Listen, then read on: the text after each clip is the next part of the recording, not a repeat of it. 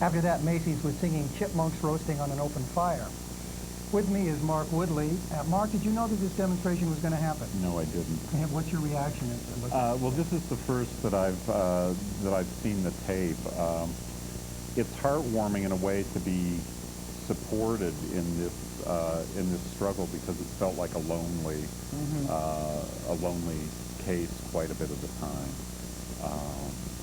It's nice also in that it generated some publicity for the case that has focused on the fact that it really does involve AIDS. We finally pierced Macy's Prozac smoke screen in our last hearing, and to the point where they're no longer mentioning the drug by name. Now we can talk about the issues involved.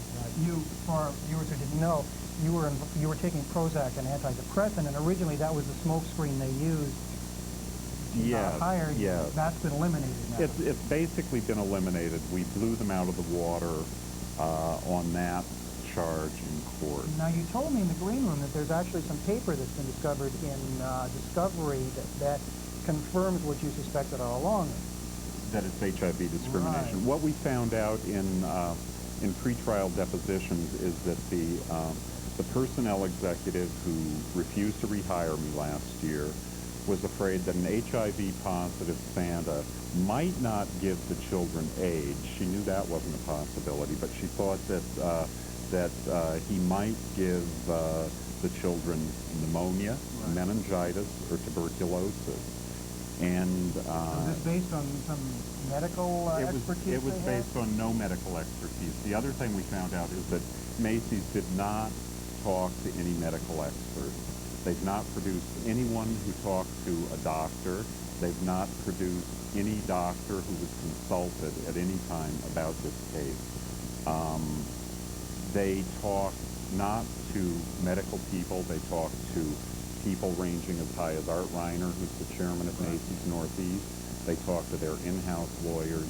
They were busy not with medical issues, but with the PR issue of having an HIV-positive Santa, and with how to find a way not to rehire me. Now, you had a loss and a victory in this book that was there. Explain briefly what that loss was and what that victory. Macy's was trying to have the case thrown out of court on a technicality. The judge refused. We're free to go forward with our trial. We were trying to get the judge to force Macy's to reinstate me prior to the trial because of my health issues. She also refused on that. So we're left in court hoping to go to trial within about a year. Within about a year. Possibly before next Christmas? Hopefully before next Christmas. Okay. Now, have there been any, I know that there was some talk about some settlement offers.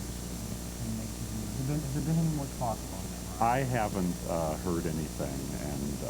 Are you willing to settle for anything short of being Santa Claus? I don't think so. I would like to be Santa Claus.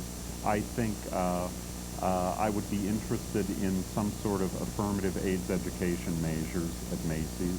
I made a proposal last January for those. It was ignored. I would talk to them about that.